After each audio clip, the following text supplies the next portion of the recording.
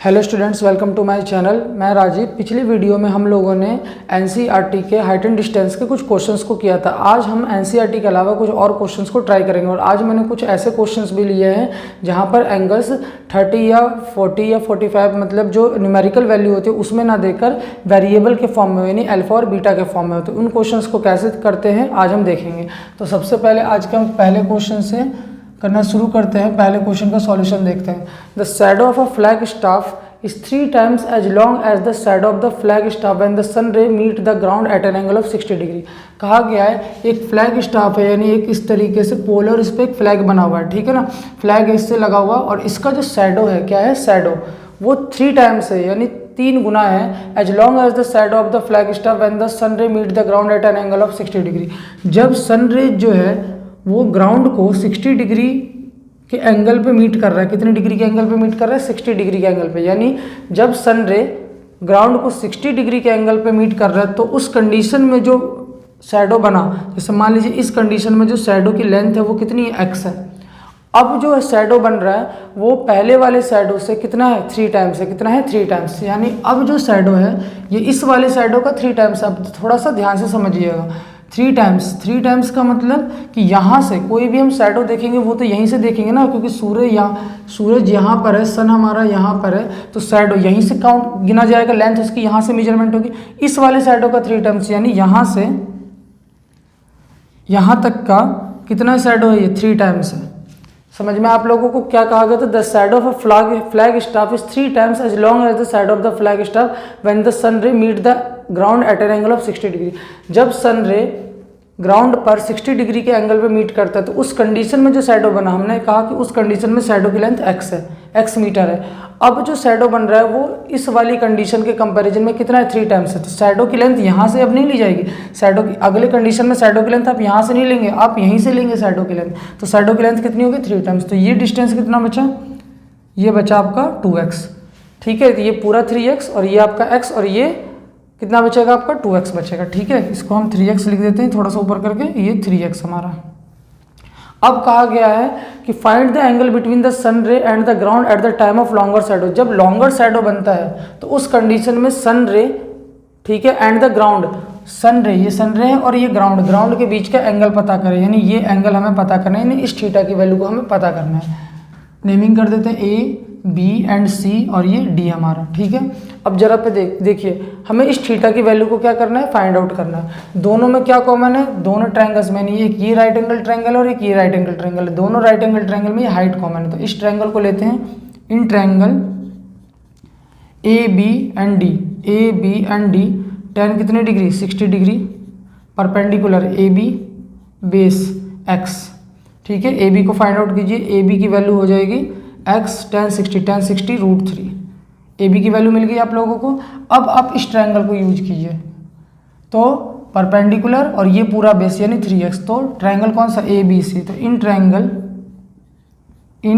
ABC क्या? tan theta use करिए। tan theta equal to perpendicular AB और base कितना है इसका? पूरा 3x। तो tan थीटा ही रहेगा क्योंकि एंगल हमें पता है नहीं, और AB की वैल्यू हम पता कर चुके हैं x √3 और अपॉन 3x, ठीक है। x से x क्या हो गया? कैंसिल आउट हो गया। आगे देखिए tan थीटा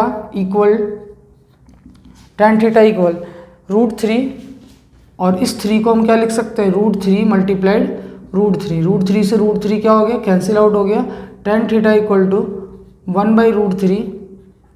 1/√3 tan थीटा में कितने डिग्री की वैल्यू होती है? तो tan 60 डिग्री की वैल्यू होती है, सॉरी tan 30 डिग्री की। tan से tan का कंपैरिजन हो गया तो यहाँ पर थीटा की वैल्यू कितनी आ जाएगी? 30 डिग्री। यानी अब जो है शैडो जो है कितने डिग्री का एंगल बनाएगा? 30 डिग्री का। ये थीटा कितना हो जाएगा? 30 डिग्री। और वैसे भी हमें पता है कि ये एंगल जो होगा ये इससे लेस ही होगा क्योंकि ये इस पोल से यानी इस फ्लैग स्टाफ सब क्या हो चुका है? दूर हो चुका है, ठीक है। तो क्या करना था हमें? क्वेश्चन में बोला गया था एक फ्लैग स्टाफ है, उसका शैडो किसी कंडीशन में बना, किस कंडीशन में? जब सन रे 60 डिग्री के एंगल पर ग्राउंड से मीट करता है तो उस कंडीशन में शैडो की कुछ लेंथ हमने x मीटर एज्यूम कर लिया उसे, ठीक है। अब बोला गया कि अब एक नया शैडो बना जो इस शैडो का 3 times है। देखिए x का 3 times कर दिया हमने, और तो उस कंडीशन में हमें बताना था कि सन रे ग्राउंड के साथ कितने डिग्री का एंगल बनाएगा। दोनों में हाइट कॉमन है, दोनों ट्रायंगल से हमने हाइट को निकाला, दोनों को एक दूसरे के यहाँ से हाइट हमने निकाला, पहले इस वाले ट्रायंगल से हमने हाइट को निकाला और इस वाले हाइट की वैल्यू को हमने इस ट्रायंगल में यूज किया और हमारा हो गया। या हम ऐसे भी कह सकते हैं कि दोनों ट्रायंगल से हम हाइट को निकालें और दोनों हाइट को एक दूसरे के क्या कर दें, इक्वल रख दें, तब भी आपका आंसर आ जाएगा। क्लियर है? स्क्रीनशॉट ले लीजिए आप लोग इसका।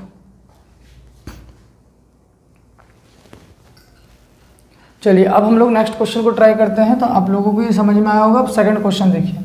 सेकंड क्वेश्चन में ये कहा गया आपसे कि a 1.6 metre tall girl stands at a distance of 3.2 metre from a lamp post and a cast a shadow of 4.8 metre on the ground. Second question में क्या कहा गया है? सेकंड क्वेश्चन में आपसे ये कहा गया है कि a 1.2 metre tall girl stand at a distance of 3.2 metre from a lamp post. एक लैम्प पोस्ट है, क्या है? Lamp post. तो हमने ये बना लिया लैम्प पोस्ट, इसे हमने कहा कि ये हमारा क्या है? लैम्प पोस्ट है। इस लैम्प पोस्ट से कितनी डिस्टेंस पर? तो 3.2 मीटर की डिस्टेंस पर, 3.2 मीटर की डिस्टेंस पर जो है एक लड़की खड़ी है जिसकी हाइट कितनी है? 1.6 मीटर, यानी ये 1.6 मीटर हाइट की एक लड़की खड़ी है, ये 1.6 है। ठीक है, ये हमारे गर्ल है जो कि 1. लिखने की जरूरत नहीं है, 1.6 यहाँ पे लिख देता है, ये 1.6 है। आगे and cast a shadow 4.8 metre on the ground. लड़की की परछाई जो है यानी शैडो जो बनता है वो 4.8 मीटर बनता है ऑन द ग्राउंड पे। अब लड़की की परछाई इधर से, तो यहाँ से तो होगी नहीं काउंट, क्योंकि यहाँ पे लड़की थोड़ी ना खड़ी, लड़की तो यहाँ खड़ी। परछाई हमेशा कहाँ बनती है? आगे की तरफ बनती है। तो यहाँ से आगे परछाई बनी कितनी? 4.8 मीटर। इस चीज़ को ध्यान रखिएगा, शैडो जो बनेगा वो जो भी पर्सन है और जो ऑब्जेक्ट है उसके आगे की तरफ बनेगा। तो यहाँ से पिछली बार फ्लैग स्टाफ का बन रहा था, फ्लैग स्टाफ का जब बन रहा था तो वहाँ यहीं से लिया था फुट से उसके। इसी तरह से अब यहाँ से बन रहा है, लड़की का शैडो बन रहा है, तो लड़की के आगे लेंगे हम शैडो उसका। तो यहाँ से जो लड़की का शैडो बना वो कितनी लेंथ है उस शैडो की? 4.8। कितनी है? 4.8। तो जो लड़की का शैडो बन रहा है, cast a shadow 4.8 metre on the ground. जमीन पर वो कितने शैडो बनाती है, कितना कास्ट करती है? शैडो बनाती है, तो 4.8 मीटर लेंथ का शैडो बनाती है। अब find the height of the lamp post. तो हमें लैम्प पोस्ट की हाइट बताना है। इसको मिलाते हुए ऐसा हमने बना दिया ये। ठीक है, तो हमें किसकी हाइट बतानी है? लैम्प पोस्ट की हाइट बतानी है। इस एच की वैल्यू को हमें फाइंड आउट करना है। दो ट्रायंगल्स बन रहे हैं, एक ये ट्रायंगल और एक ये ट्रायंगल। ठीक है, कौन सा? एक ये पूरा वाला और एक ये इतना छोटा वाला ट्रायंगल। तो ए, बी और सी। ठीक है, अब सबसे पहले, और यहाँ पे इसको नाम दे दिया डी और इस पॉइंट को नाम दे दिया ई। तो इस ट्रायंगल का यूज करते हैं, क्योंकि इस ट्रायंगल में ये तो ट्रायंगल इतना ऐसे यूज कर नहीं सकते और अभी हमें ये एंगल भी नहीं पता कि ये एंगल कितने डिग्री का है। तो सबसे पहले एंगल आप निकाल लीजिए। तो हमने इस ट्रायंगल को यूज किया, इन ट्रायंगल CED। किसको यूज किया? CED को। यहाँ से परपेंडिकुलर, एंगल के सामने वाला परपेंडिकुलर और ये बेस, तो परपेंडिकुलर अपॉन बेस, तो किस में आता है? tan में आता है, tan थीटा। परपेंडिकुलर यानी ED और बेस यानी CD। ठीक है, ED की वैल्यू 1.6, CD की वैल्यू 4.8, पॉइंट से पॉइंट कैंसिल, 16 3 जा 48। तो tan थीटा की वैल्यू कितनी आ गई? 1/3 आ गई। ठीक है, अब अगर मैं इस वाले ट्रायंगल को लूँ, A, B और C को लूँ, इन ट्रायंगल A, B और C, यहाँ पर भी मुझे हाइट निकालना है। तो ये परपेंडिकुलर हो गया और ये पूरा क्या होगा? बेस हो गया। तो मैं लूँगा क्या? tan थीटा ही लूँगा। तो इन ट्रायंगल ABC फिर से मैंने tan थीटा लिया। tan theta equal to perpendicular यानी H और बेस ये पूरा, तो 4.8 में 3.2 जोड़ेंगे तो कितने हो जाएंगे? 8 हो जाएगा ये। tan थीटा की वैल्यू हम ऑलरेडी फाइंड आउट कर चुके हैं, तो 1/3 H/8, दोनों को ऐड करेंगे 4 और 3 7 और ये 8 हो जाएगा। ठीक है, अब यहाँ से H की वैल्यू को फाइंड आउट करना है, तो 8/3, तो यानी लैम्प पोस्ट की हाइट कितनी है? 8/3 मीटर। क्लियर है? समझ में आया? सबसे पहले हमने इस ट्रायंगल को यूज किया, यहाँ पे थीटा को निकाल नहीं सकते हैं, वैसे निकाल भी सकते हैं, कोई प्रॉब्लम नहीं है। थीटा अगर निकालेंगे तो tan इनवर्स में चला जाएगा। इतना कॉम्प्लिकेटेड मत करिए आप सवाल को। ये tan थीटा में किसी भी डिग्री की वैल्यू नहीं होती, इसे एज इट इज रहने दीजिए। दोबारा आप यूज करिएगा तो tan थीटा ही आपको लेना है। इस tan थीटा को उठा के यहाँ पे इसकी वैल्यू को पुट कर दीजिए, आंसर आ जाएगा। ठीक है, एक बार आप इसका स्क्रीनशॉट ले लीजिए। चलिए अब हम थर्ड क्वेश्चन को ट्राई करते हैं कि थर्ड क्वेश्चन का सॉल्यूशन किस तरीके से होगा। अब यहाँ पे देखिए, जिस तरीके के क्वेश्चंस की मैं बात कर रहा हूँ स्टार्टिंग से, वो ये क्वेश्चन उसी तरीके का। The vertical tower stand on a horizontal plane. एक वर्टिकल टावर है जो कि हॉरिजॉन्टल प्लेन पर स्टैंड करता है। एक वर्टिकल टावर जो है वो एक हॉरिजॉन्टल प्लेन पे क्या करता है? स्टैंड करता है। ये वर्टिकल टावर है हमारा, क्या है? Vertical tower. तो ये वर्टिकल टावर जो एक हॉरिजॉन्टल प्लेन पे क्या कर रहा है? स्टैंड कर रहा है।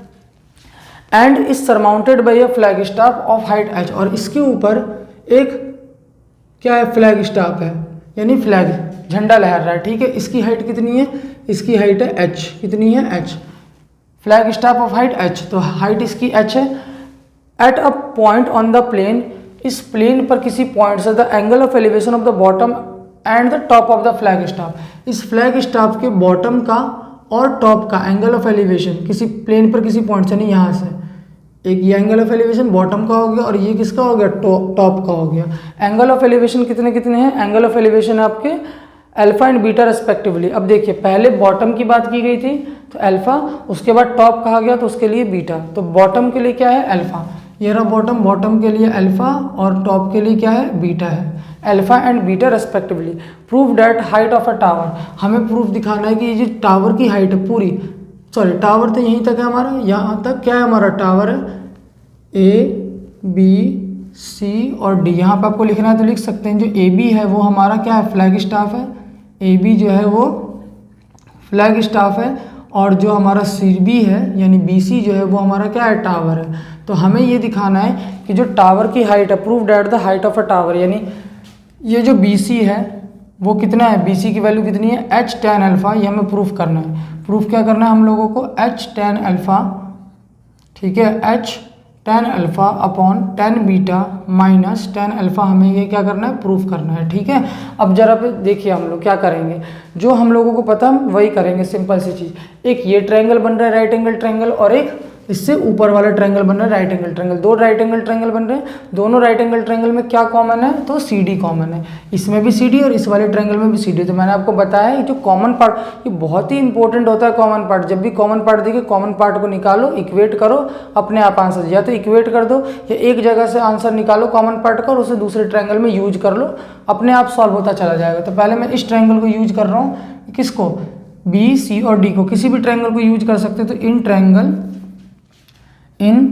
ट्रायंगल कौन सा, B C और D, BCD ट्रायंगल को मैंने क्या किया, यूज किया। BCD ट्रायंगल में जरा देखिए एंगल कितना था, अल्फा था, परपेंडिकुलर और ये बेस, तो tan alpha equal to perpendicular, perpendicular यानी BC, ठीक है, क्या हो गया BC और बेस ये बेस को चलिए मान लेते हैं कुछ x मान लिया, तो बेस हमारा हो गया x। अब हम किसकी वैल्यू निकालेंगे, BC की निकालेंगे, x की। जब दोनों ही वैल्यू ना पता हो तो मैंने क्या बताया, कॉमन पार्ट को निकालते हैं, तो कॉमन पार्ट निकालेंगे, कॉमन पार्ट यानी x है, तो x को निकालेंगे तो x इधर गया, तो BC अपॉन tan अल्फा, ये x की वैल्यू आ गई। अब दोबारा इस वाले ट्रायंगल को यूज करेंगे, बड़े वाले को, AC और D को, तो इन ट्रायंगल ACD, यहीं पे देख लीजिए इन ट्रायंगल ACD ट्रायंगल को यूज किया, और अब कौन सा एंगल है, tan बीटा, परपेंडिकुलर पूरा यानी h प्लस BC और अपॉन बेस क्या, x की वैल्यू को फाइंड आउट करेंगे, यहाँ से x इधर गया तो h प्लस BC और नीचे क्या आ जाएगा, tan बीटा, क्या आ जाएगा, tan बीटा, दोनों जगह से x आ गए, दोनों x को एक दूसरे के इक्वल रख दीजिए, ठीक है। तो ये BC tan alpha, BC upon tan alpha जो है किसके इक्वल हो जाएगा, h plus BC upon tan beta, ठीक है। हमें ध्यान रखिएगा क्या निकालना है, BC निकालना है, क्रॉस मल्टीप्लाई कर दीजिए, BC tan alpha equal to, यहाँ पे करिएगा तो h tan alpha plus BC tan alpha, ठीक है। BC वाले को एक तरफ ले आइए, BC tan अल्फा, सॉरी यहाँ पे है हमारा tan बीटा है, ये क्या है, tan बीटा, तो BC वाले एक तरफ ले आइए, इसको इधर ले आइएगा तो BC दोनों में से कॉमन आ जाएगा, और यहाँ क्या बचेगा, tan beta minus tan alpha, tan beta minus क्या बचेगा, tan अल्फा, और यहाँ क्या बचेगा, h tan अल्फा। हमें किसकी वैल्यू को निकालना है, हमें BC की वैल्यू को निकालना है। तो BC की वैल्यू को जब आप निकालिएगा, BC पहले ये हमने किया, उसके बाद ये किया, उसके बाद हम ये कर रहे हैं। अब लास्ट पार्ट हमारा ये है, BC इक्वल टू, तो h tan अल्फा अपॉन ये वैल्यू पूरी नीचे चली जाएगी, तो tan beta minus tan alpha. तो ये नहीं कि क्वेश्चन को देखकर डर गए कि अल्फा बीटा आ गया, नहीं, जो प्रोसेस मैंने सिखाया बस आप वही करेंगे। जो कॉमन पार्ट है, कॉमन पार्ट को निकालेंगे और इक्वेट कर देंगे, या एक जगह से निकालेंगे और दूसरे ट्रायंगल में यूज कर लेंगे, दोनों एक ही बात होती है, आंसर अपने आप निकल के आ जाएगा। तो पहले हमने इस ट्रायंगल का यूज किया, x निकाला, फिर बड़े वाले ट्रायंगल का यूज किया, x निकालो, दोनों x को एक दूसरे के इक्वल रख दिया, हमारा BC निकल के आ गया, ठीक है। स्क्रीनशॉट लीजिए आप लोग इसका।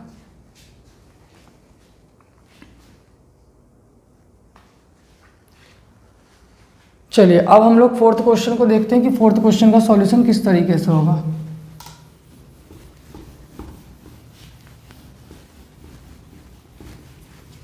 फोर्थ क्वेश्चन में आपसे ये कहा गया है अ ladder rest against a wall at an angle alpha.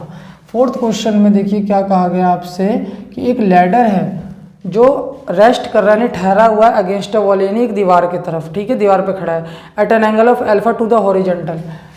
भाई ये वॉल है और इस पर लैडर जो खड़ा होगा वो ऐसे तो सीधा खड़ा नहीं होगा, इस तरीके से थोड़ा उसे पट करके यानी इस तरीके से थोड़ा बेंड करके खड़ा किया जाता है। तो ये इस तरीके से है मान लीजिए, और ये एंगल कितना बना रहा है, तो एंगल बना रहा है ये हॉरिजॉन्टल के साथ कितना, अल्फा, ठीक है।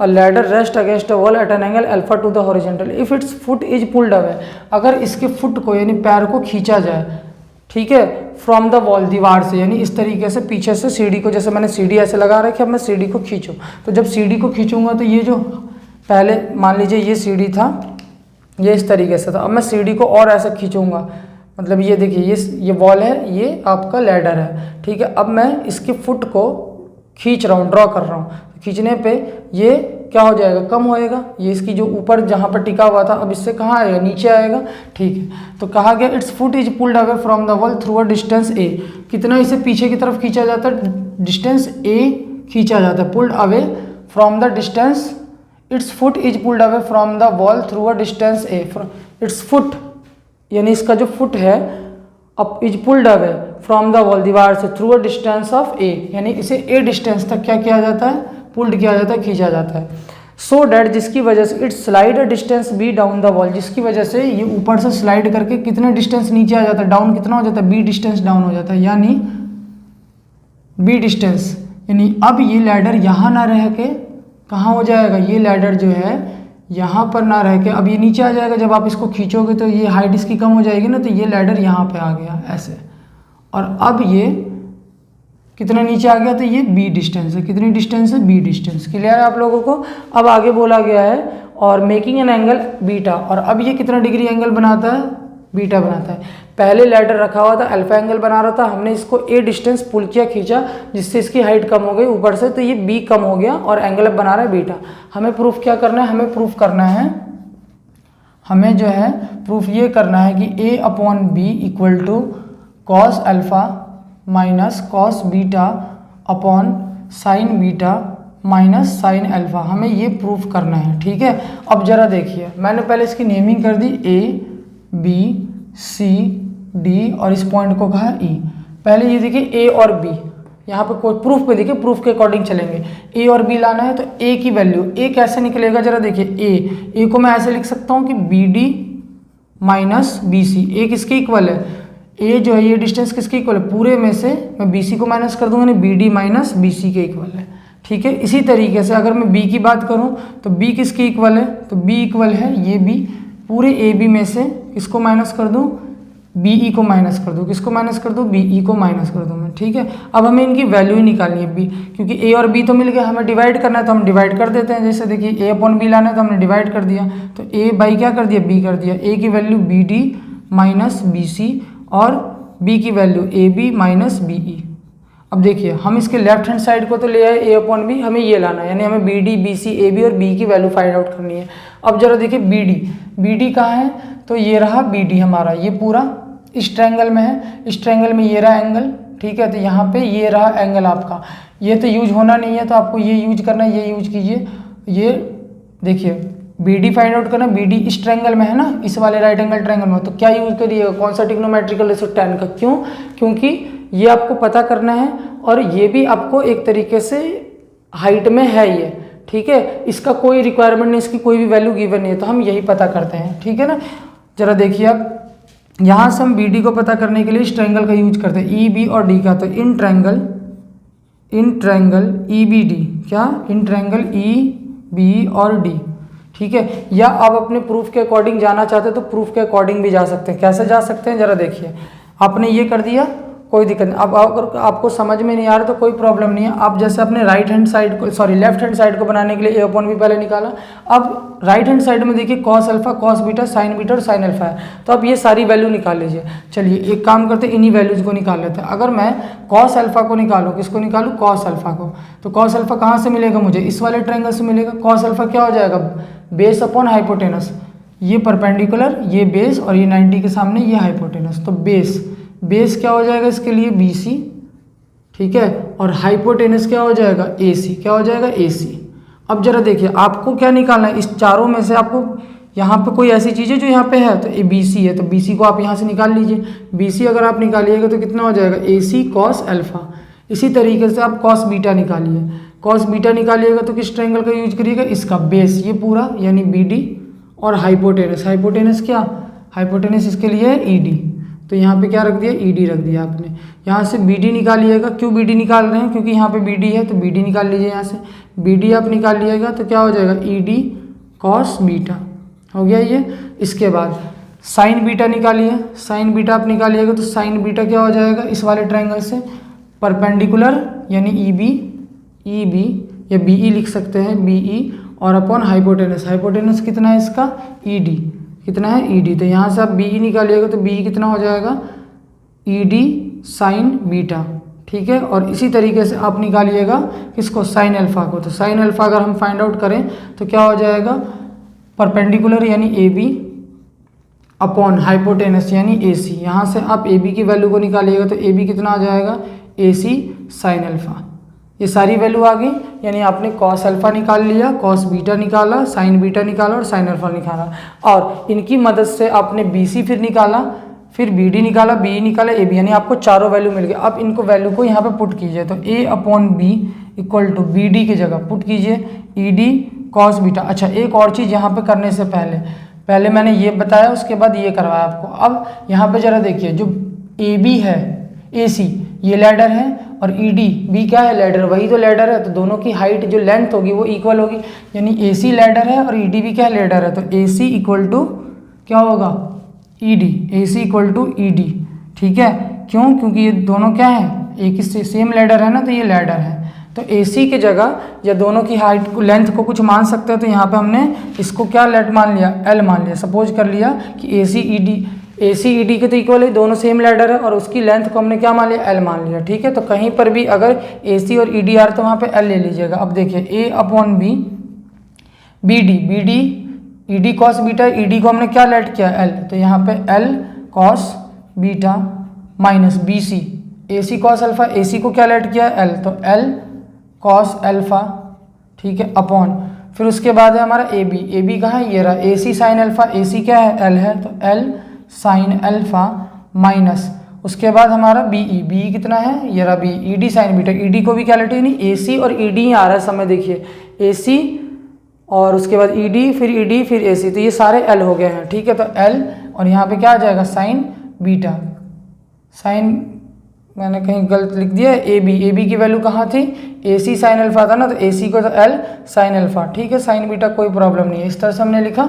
अब जरा यहाँ पे ध्यान दें, थोड़ा सा आगे पीछे हो गया, कोई प्रॉब्लम नहीं है उससे, दोनों में से तो L कॉमन आ जाएगा, यहाँ से भी L कॉमन आ जाएगा, तो L से L क्या हो जाएगा, कैंसिल हो जाएगा, तो L, ठीक है। और साथ में यहाँ पे देखिए, यहाँ पे cos अल्फा को प्लस में लिया गया, तो इसको प्लस में बनाने के लिए माइनस को कॉमन ले लीजिए, ठीक है, घबराइए मत, गलत नहीं है ये, माइनस को हम यहाँ से इसे प्लस बनाना है, तो प्लस बनाने के लिए माइनस को मैंने माइनस L कॉमन ले लिया, तो ये टर्म प्लस में हो जाएगा cos अल्फा, और L कॉमन आ चुका, और ये वाला टर्म किस में हो जाएगा, माइनस में, यानी cos बीटा।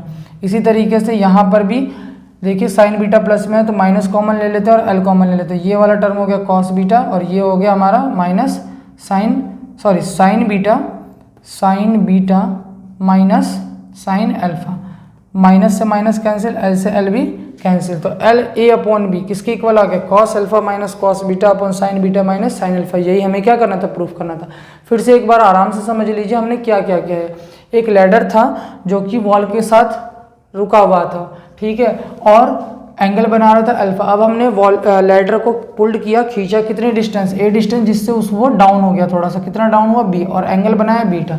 अब हमसे ये प्रूफ करवा रहा था, तो A की वैल्यू पहले मैंने फाइंड आउट किया, तो A क्या है, A जो है वो पूरे BD में से BC को माइनस करेंगे तो A आएगा, और B जो है वो पूरे AB में से ED को माइनस कर देंगे, ना सॉरी BE को माइनस करेंगे तो B आ जाएगा, ठीक है। अब हमें A अपॉन B दिख रहा है, डिवाइड किया तो मैंने भी डिवाइड कर दिया। अब इनकी वैल्यू को ना निकाल के मैंने प्रूफ में देखा cos alpha cos beta sine alpha है, तो मैंने इनकी वैल्यू को निकाला, cos alpha cos beta sine alpha, ये मिले मुझे। यहाँ से मुझे दिखा कि BC मुझे चाहिए था यहाँ पे, तो BC की वैल्यू मैंने फाइंड आउट कर लिया। BD चाहिए था, BD की वैल्यू, BE चाहिए था, BE की वैल्यू, AB चाहिए था, AB की वैल्यू। अब हमें पता है कि ये दोनों तो लैडर ही है, सेम लैडर है, तो उन दोनों की लेंथ को L कंसीडर कर लिया। तो यहाँ पे हर जगह AC या ED है या ED है या AC, ये सब क्या हो जाएंगे L। वैल्यू को रखा, L कॉमन आ गया, कैंसिल आउट हुआ, आपका प्रूफ हो गया। ठीक है, स्क्रीनशॉट ले लीजिए आप लोग इसका। चलिए बच्चों, अब फिफ्थ क्वेश्चन आप लोगों को देखिए। फिफ्थ क्वेश्चन में कहा गया है कि a window of a house is h metre above the ground. एक खिड़की जो है ग्राउंड से कितनी हाइट पर है, h मीटर हाइट पर है। ठीक है, from the window the angle of elevation and depression of the top and bottom of another house. वहाँ से किसी घर का एंगल ऑफ एलिवेशन, ठीक है, किसी घर के टॉप का एंगल ऑफ एलिवेशन और बॉटम का एंगल ऑफ डिप्रेशन। टॉप का एंगल ऑफ एलिवेशन होगा और बॉटम का क्या होगा, angle of depression of another house situated on the bank on the opposite side of the land. Land मतलब रास्ते के जो अपोजिट साइड में जो घर है उसके टॉप और उसके बॉटम का एंगल ऑफ एलिवेशन और डिप्रेशन आपको अल्फा और बीटा दे रखा है। तो आपसे प्रूफ करवा रहा है, prove that the height of the house. House की जो हाइट है वो कितनी है, h bracket 1 + tan alpha cot beta metre. ठीक है, चलिए देखते हैं कैसे करेंगे इसे। तो फिफ्थ क्वेश्चन का सॉल्यूशन देखिए यहाँ पे, a window of a house is h metre above the ground. पहले ज़मीन से आपने h मीटर की हाइट पर एक विंडो बनाया। ठीक है, यहाँ पे मान लीजिए आपका विंडो है।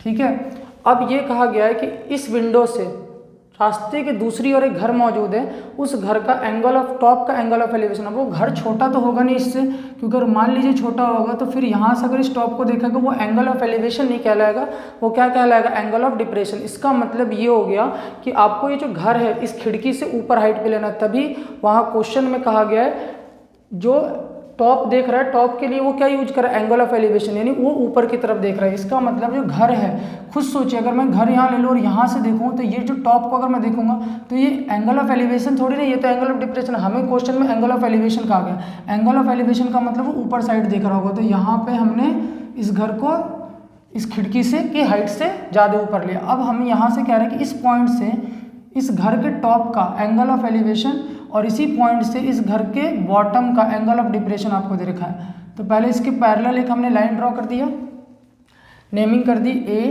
B C D and E। ठीक है, अब जरा यहाँ पे देखिए एंगल ऑफ एलिवेशन टॉप का कितना है अल्फा और बॉटम का कितना है बीटा।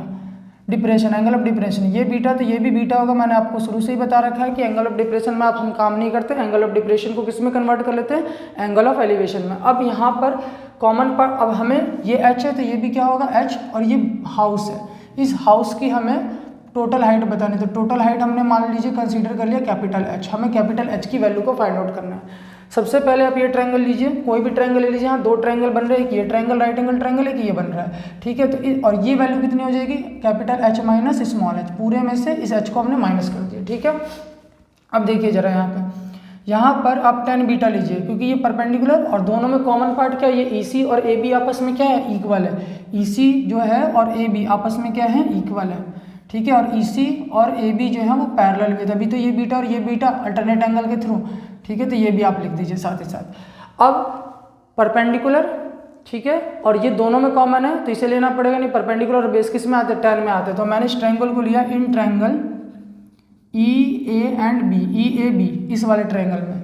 ठीक है, मैं इसको क्यों ले रहा हूँ, इसे इसलिए ले रहा हूँ प्रूफ में मुझे यूज करना है H को, यानी इसे लेना पड़ेगा। और कॉमन पार्ट को तो हम लेते ही हैं, परपेंडिकुलर एंगल के सामने परपेंडिकुलर बेस, तो परपेंडिकुलर बेस किस में आएंगे, tan में। तो tan अल्फा नहीं tan बीटा, tan बीटा लीजिए परपेंडिकुलर H, और इस बेस को कंसीडर कर लीजिए कि ये x है, ये x, तो यहाँ पे ये भी क्या होगा, x हो जाएगा। ठीक है, ये x तो ये पूरा भी x। tan beta equal to perpendicular upon base यानी x। दोनों वैल्यू नहीं पता, जब दोनों वैल्यू नहीं पता तो आपको क्या बता रखा है मैंने, जो कॉमन पार्ट होता है उसे निकाले। कॉमन पार्ट क्या है, x है, तो x निकालिए, x इक्वल टू h और अपॉन tan बीटा। ठीक है, क्लियर। अब इस वाले ट्रायंगल का यूज कीजिए, EDC ट्रायंगल का, in triangle EDC, in triangle ED और C का tan अल्फा परपेंडिकुलर और बेस ये x। तो tan alpha equal to perpendicular h minus h और बेस क्या हमारा x है, x निकालिए, h upon h minus h upon h और अपॉन में tan अल्फा। दोनों वैल्यू को एक दूसरे के इक्वेट कर दीजिए, क्योंकि ये भी x है ये भी x है, तो दोनों को हमने एक दूसरे के इक्वल रख दिया, यानी h अपॉन, या कैपिटल H इधर रहने दीजिए क्योंकि कैपिटल H तो हमें निकालना है ना, तो कैपिटल H माइनस h, इस वैल्यू को मैंने इधर लिख दिया tan अल्फा, और ये वैल्यू किसके इक्वल होगी, ये भी x है, और ये भी x है तो ये वैल्यू इसके इक्वल होगा, तो upon h upon tan beta. देखिए ये भी x है, ये भी x है, तो दोनों वैल्यू आपस में क्या होंगी, इक्वल होंगी। इधर इधर लिख दिया, ठीक है। अब यहाँ से h माइनस h, ये tan अल्फा इधर पहुँच जाएगा तो h tan अल्फा स्मॉल में लिख दीजिए, यहाँ पे स्मॉल में है तो tan अल्फा और अपॉन tan बीटा लिख दिया। h equal to h tan alpha है, ठीक है। उसके साथ tan बीटा नहीं है, cot बीटा, तो 1 अपॉन tan बीटा किसके इक्वल हो जाएगा, cot बीटा के। 1 अपॉन tan क्या होता है, cot, तो यहाँ पे cot बीटा, ठीक है। और ये माइनस h इधर गया तो प्लस h इक्वल टू, दोनों में से h क्या कर लेंगे, कॉमन ले लेंगे। 1 को पहले लिख दिया क्वेश्चन के अकॉर्डिंग, 1 पहले लिख दिया, प्लस ये बचेगा tan अल्फा cot बीटा, ठीक है। अरे देखिए मैंने यहाँ से h को कॉमन लिया तो यहाँ 1 ही तो बचा, तो 1 को मैंने पीछे ना लिखने की जगह आगे लिख दिया। आप इसको भी आगे लिख सकते हैं, इसको पीछे लिख सकते, कोई फर्क नहीं पड़ेगा। तो ये आपका प्रूफ हो गया। हमें क्या प्रूफ करना था, जो हाउस की जो हाइट है वो कितनी है, h bracket 1 plus tan alpha cot beta, ठीक है। एक बार आप इसका स्क्रीनशॉट ले लीजिए। चलिए अब हम लोग नेक्स्ट क्वेश्चन देखते हैं। नेक्स्ट क्वेश्चन में कहा गया है, सिंपल सा कॉन्सेप्ट होता है, जो भी दो राइट एंगल, मैंने आपको शुरू से बताया दो राइट एंगल ट्रायंगल है, दो राइट एंगल ट्रायंगल का यूज करिए, जो कॉमन पार्ट है देखिए उसे निकालिए और दोनों को इक्वल रख दीजिए। ज़्यादातर क्वेश्चन में यही होता है। अब 6 क्वेश्चन देखिए, 6 क्वेश्चन में क्या बोला गया है, और ये आपका लास्ट क्वेश्चन है हाइट एंड डिस्टेंस का। The lower window of house is at a height of 2 metre above the ground. एक घर की जो खिड़की है ना वो ग्राउंड से कितने ऊपर है, 2 मीटर ऊपर है। ये लोअर विंडो, जो लोअर विंडो, एक विंडो ये है लोअर विंडो, जो यहाँ से ज़मीन से कितनी ऊंचाई पर है, 2 मीटर की ऊंचाई पर है। And its upper window is 4 metre vertically above the lower window. और इससे ऊपर एक दूसरी अपर विंडो है जो इसी के ऊपर, upper window is 4 metre vertically above the lower window. Lower window के जस्ट ऊपर 4 मीटर, यहाँ से 4 मीटर नहीं लेना है, यहाँ से 4 मीटर लेना है, ठीक है। लोअर विंडो से 4 मीटर ऊपर, यहाँ पर हमारा कौन सा विंडो है, अपर विंडो है, ठीक है। At certain instant the angle of elevation of balloon, किसी टाइम पर एंगल ऑफ एलिवेशन बलून का, एक बलून उड़ रहा है, ठीक है, from this windows are observe to be 60 degree and 30 degree. कोई बलून मान लीजिए यहाँ उड़ रहा है और यहाँ से एंगल ऑफ एलिवेशन जो है भाई, एंगल ऑफ एलिवेशन दोनों ही ऊपर देख रहे होंगे, यहाँ से भी बंदा देख रहा होगा ऊपर, यहाँ से भी देख रहा होगा। तो बलून यहाँ पर है, यहाँ से देख रहा है और एक यहाँ से देख रहा है। यहाँ पे लाइन ड्रॉ कर लिया, यहाँ पे लाइन ड्रॉ कर लिया। राइट एंगल ट्रायंगल बनाना है तो ये बन गया राइट एंगल ट्रायंगल, ये भी बन गया राइट एंगल ट्रायंगल। एंगल कितने, 60 डिग्री एंड 30 डिग्री। कंफ्यूज हो रहे, कोई दिक्कत नहीं है। हाइट बड़ी तो एंगल भी क्या रहेगा, बड़ा, समझा रखा है मैंने। हाइट छोटी तो एंगल भी क्या रहेगा, छोटा, तो कितना रहेगा, 30 डिग्री।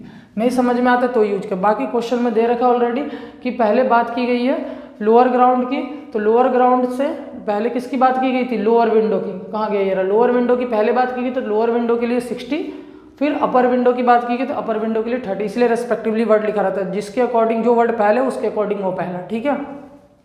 अब हमें ये बलून की हाइट यानी ये h पूरा पता लगाना है कि ये कितना है, बलून की हाइट पता करनी है, ये पता करना है हमें। चलिए नाम ही लिख देते हैं, इसको भी यहाँ पर ड्रॉ कर दिया, A B C D E F और ये G, ठीक है। ये 2 मीटर तो ये भी 2 मीटर। अब आपको ट्रायंगल दिख रहा होगा, एक तो ये ट्रायंगल दिख रहा है, ये ट्रायंगल दिख रहा है ना। इस डिस्टेंस को क्या मान लीजिए, x, ये x, तो ये भी कितना होगा, x होगा। और ये 4 है तो यहाँ पे ये भी कितना होगा, 4 ही होगा। और ये नहीं पता है तो इसको क्या मान लिया, y मान लिया, ठीक है। 2 ट्रायंगल आपको दिख रहे हैं कि ये राइट एंगल ट्रायंगल है कि ऊपर वाला, तो ऊपर वाले पे इस वाले राइट एंगल ट्रायंगल को ले लीजिए। दोनों में x कॉमन है तो x निकालिए, दोनों वैल्यू को एक दूसरे के इक्वल रख दीजिए।